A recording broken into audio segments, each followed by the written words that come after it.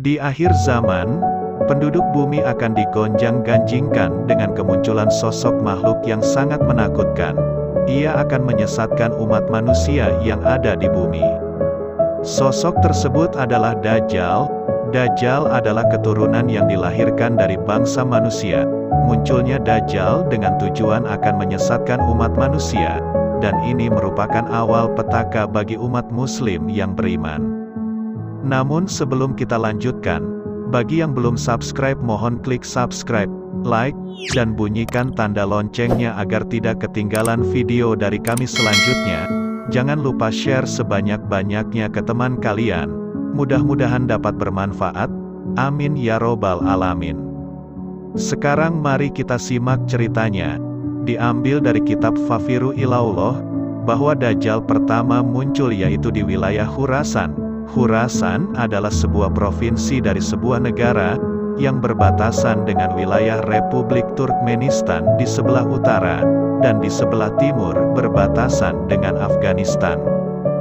Khurasan masuk dalam wilayah negara Iran, yang sekarang beribu kota Teheran.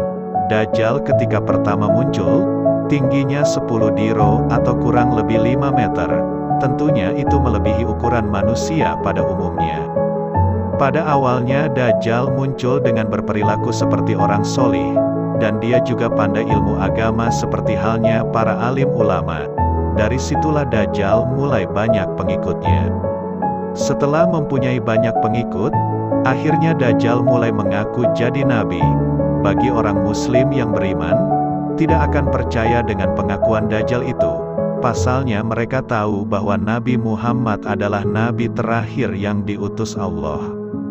Akan tetapi tidak sedikit pula orang yang percaya dengan pengakuan itu. Banyak orang yang terlena dengan bujuk rayu Dajjal. Pengikut Dajjal semakin hari kian bertambah. Menurut riwayat, bahwa semua wilayah atau tempat-tempat di muka bumi ini akan disinggahi Dajjal, terkecuali di 2 wilayah yang Dajjal tak sanggup untuk memasukinya. Wilayah tersebut tidak lain adalah Mekah dan Madinah. Dajjal terus berpindah-pindah dari tempat ke tempat untuk terus melakukan misinya, yaitu menyesatkan umat manusia. Setelah perjalanan Dajjal berada di wilayah Kholah, yaitu antara Irak dan Syam, Dajjal akhirnya mengaku dirinya adalah Tuhan pencipta alam semesta, yang mempunyai surga dan neraka. Banyak orang yang percaya atas pengakuan Dajjal, kecuali orang mukmin yang beriman. Pasalnya, sesuai dengan kalimat syahadat yaitu, bahwa tidak ada Tuhan terkecuali Allah Azza wa Jalla. Dan orang mukmin mengerti, bahwa Allah itu tidaklah bisa dilihat oleh manusia di dunia, terkecuali Nabi Muhammad SAW ketika waktu Miraj. Waman qala fid dunya yarohu bi ainihi fazalika zindiku toho wa tamaroda. Barang siapa yang mengaku-ngaku di dunia ini melihat Tuhan Allah, maka orang itu menjadi kafir zindik, dan akan terjerumus ke jurang zolalah.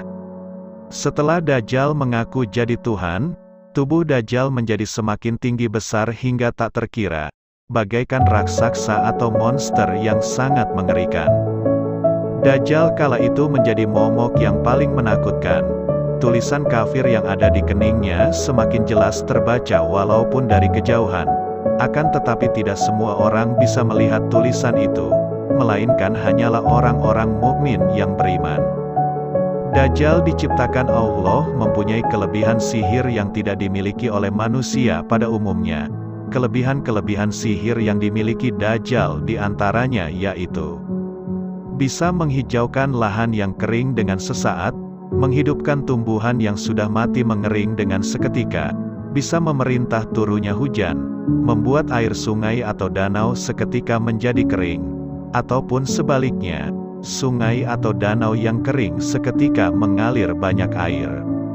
Segala apa yang diucapkan Dajjal kala itu bisa terwujud. Bahkan Dajjal bisa mengatur tata surya pada alam semesta dengan menghentikan putaran bumi, hingga menjadi siang atau malam berkepanjangan. Dajjal dengan sihirnya bisa menghidupkan atau mempertemukan kita dengan orang yang sudah meninggal dunia, seperti saudara, kerabat, ayah, ibu, kakek, atau nenek. Namun sesungguhnya itu bukanlah mereka yang sebenarnya, melainkan Syaiton atau jin yang menyerupai mereka yang sudah meninggal dunia. Pada saat itu iblis dan Syaiton bekerja sama dengan Dajjal untuk menyesatkan umat manusia. Dengan menyerupai bapak ibu kita yang sudah meninggal untuk menemui kita, dan ia berkata, "Wahai anakku, jika engkau ingin kehidupan yang beruntung, maka ikutlah apa yang diperintahkan Dajjal, ikutlah dengan Dajjal, karena sesungguhnya dia adalah Tuhan kita yang sebenarnya." Hal tersebut yang dikatakan oleh Syaiton yang menyerupai ibu bapa kita yang sudah meninggal. Tidak sedikit orang yang tertipu oleh sihir-sihir yang Dajjal lakukan kala itu, hingga banyak yang menjadi rombongan pengikut Dajjal. Orang mukmin yang berpendirian teguh dan tidak mau mengikuti perintah Dajjal, mengalami kesengsaraan hingga sulit sekali berjuang untuk hidup, karena sumber kehidupan berada di tangan Dajjal. Sungguh ujian yang paling berat bagi umat muslim yang beriman kala itu. Semenjak mengaku dirinya sebagai Tuhan, Dajjal membuat surga dan neraka. Surga disediakan untuk orang yang menjadi pengikutnya, namun mereka akan menjadi penghuni nerakanya Allah yang abadi. Sebaliknya neraka Dajjal disediakan untuk orang yang ingkar terhadapnya, akan tetapi mereka akan menjadi penghuni surganya Allah yang kekal di alam akhirat. Surga yang dibikin Dajjal yaitu berupa istana yang megah, luas, dan indah. Segala jenis makanan, minuman, buah-buahan dan kemewahan yang serba ada di dalam istana tersebut. Sebaliknya neraka yang dibuat Dajjal, yaitu berupa kobaran api yang sangat besar dan membara, yang sengaja disediakan untuk orang-orang yang ingkar terhadapnya. Namun neraka Dajjal tidaklah seperti nerakanya Allah Subhanahu wa Ta'ala. Bila seseorang dimasukkan ke dalam neraka Dajjal, orang tersebut akan langsung mati karena terbakar kobaran api. Akan tetapi neraka Allah yang sebenarnya, bila seseorang dimasukkan ke dalamnya, maka orang tersebut tidak akan pernah bisa mati untuk terus-menerus merasakan siksaan yang diterima oleh para pendosa yang ada di dalam neraka itu. Nauzubillah summa nauzubillah. Misi Dajjal bersama iblis kala itu berhasil dalam menyesatkan umat manusia. Banyak sekali yang menjadi pengikutnya, bukan hanya ribuan, akan tetapi miliaran manusia yang berhasil menjadi pengikut Dajjal kala itu. Kiranya demikian untuk pembahasan kali ini. Nantikan pembahasan kisah selanjutnya, yaitu munculnya Baginda Khidir dan Imam Al-Mahdi yang akan melawan Dajjal, hanya di AG Channel. Terima kasih sudah nonton. Jangan lupa klik subscribe, like, dan bunyikan tanda loncengnya agar tidak ketinggalan video kami selanjutnya.